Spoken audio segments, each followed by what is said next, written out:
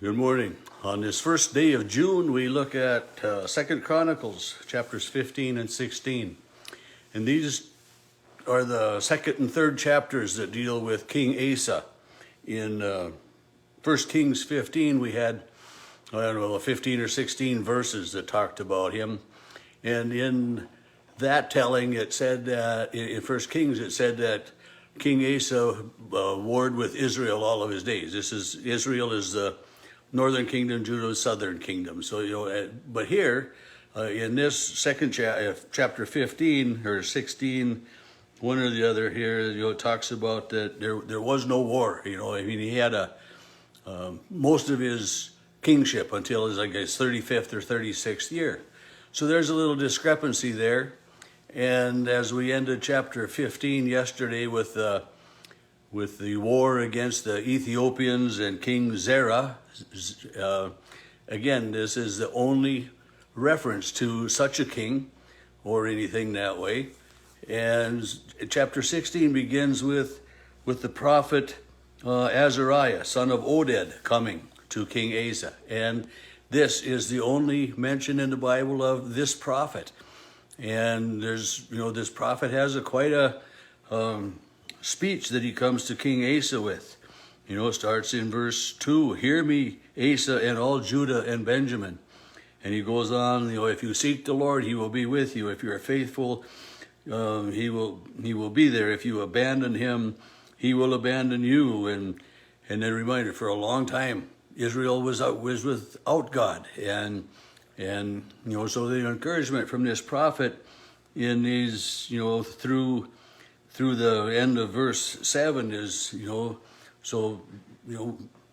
almost 6 verses here that this prophet is speaking, which is a fairly long speech, that way. But a reminder that if the people are faithful to God, if the king is faithful to God, that God will be faithful to the king and to the people, and that there will be peace and prosperity and so many more good things. And in verse 7 or 8, when Asa heard these words, he took courage. He put away these false idols. He took down a lot of the worship places of the false gods, the places where they would sacrifice to the false gods. And in verse 16 it says he even removed his mother as being queen because she had made an idol or made an abominable image for Asherah, some other god, and so Asa was very diligent in making sure that the people, followed God, were faithful to God, and in many ways he was faithful that way as well. And as before we get to the removal of his mother as queen, Asa has called all of the people together, and they make a great sacrifice to the Lord from the plunder which they had brought home from that battle with the Ethiopians against Zerah that had, ended in chapter 15. In verse 10 it says, "They were gathered at Jerusalem in the 3rd month of the 15th year of the king Asa, and they sacrificed to the Lord on that day from the bounty that they had taken. And that day they entered into a covenant with the Lord." And it says with all their heart and soul.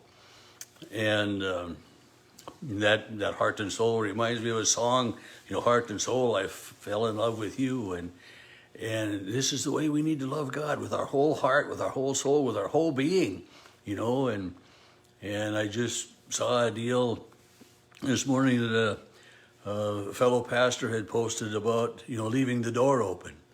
And it referenced the shooting in Texas, but it also carried on and it referenced, who we are. I mean, when we've got these little doors that are left open, little ways that Satan can get in at us, and little temptations, and it's about impossible to close those doors and everything that way. But we need to be diligent, and we need to be watching, and we need to be aware of all of these different things that way.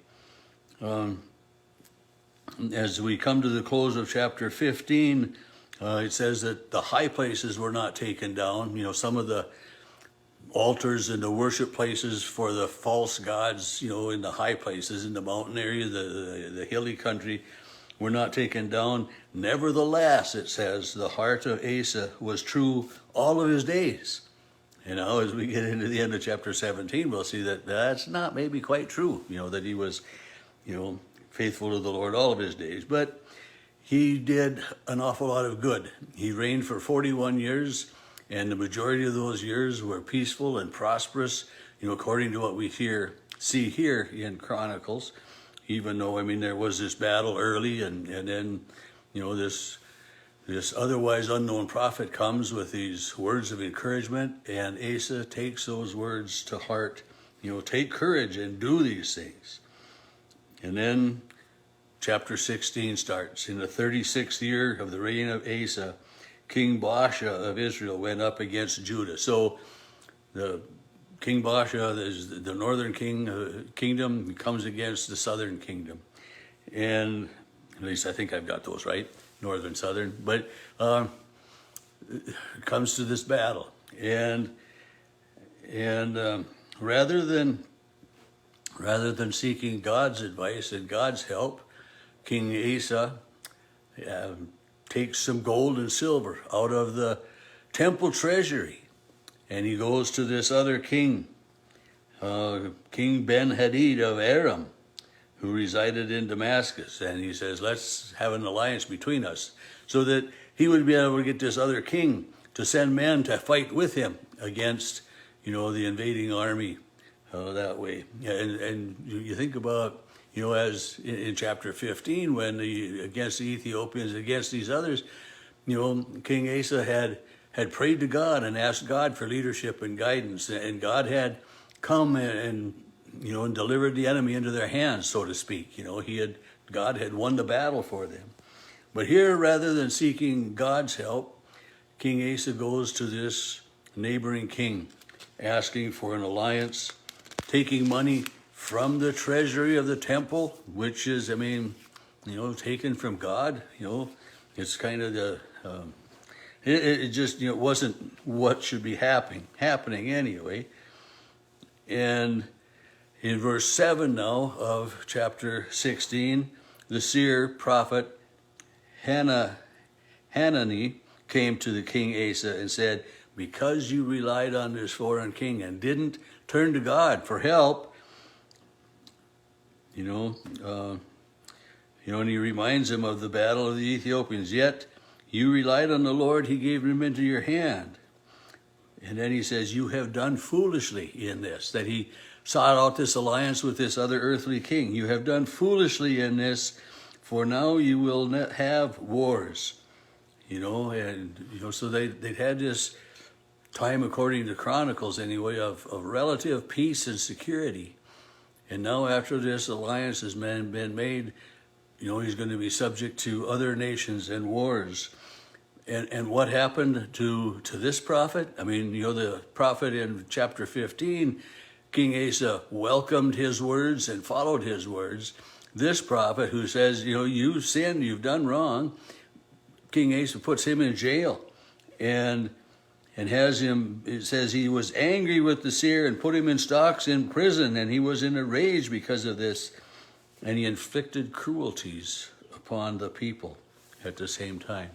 So it's, something snapped in King Asa, that door that, somehow there was a crack in the door, and sinfulness entered in, or, rather than relying completely on God, he started to, rely on other things. And, it's, we need to fully rely on God. We need to know and trust that in all things we come to God first. It's, I asked on Sunday, is prayer your first response or your last resort?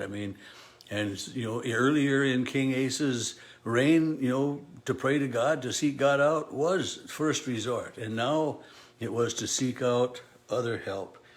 And he went from being a king following God and treating his subjects, those that he ruled over fairly, that he started to inflict cruelties on some of them. And that's just not a symbol of a good leader. And as a result of his falling away from God, the writer tells us that in the 39th he was diseased in his feet, and this was not curable. And rather than turning to God, he turned to the physicians. I mean, when we get sick, we go to the doctor. I mean, and there are examples of people that don't believe in doctors and stuff, and they rather their children or themselves are deathly sick, and they won't seek medical help. Today we seek medical help, but within that, I think we still turn to God and ask for God's blessing. I shouldn't say I think. I know we do, because I have so many people ask me to pray for this family member or that family or a friend, or because they're sick. So we come to God in our times of need and in our sicknesses and everything that way. So as we end chapter 17, we end our reading of King Asa's reign with him dying and being laid to rest, and his body being anointed with spices and fragrance and everything that way. And the people honored him, because for the most part, King Asa was a good king. As always, God's blessings on this day.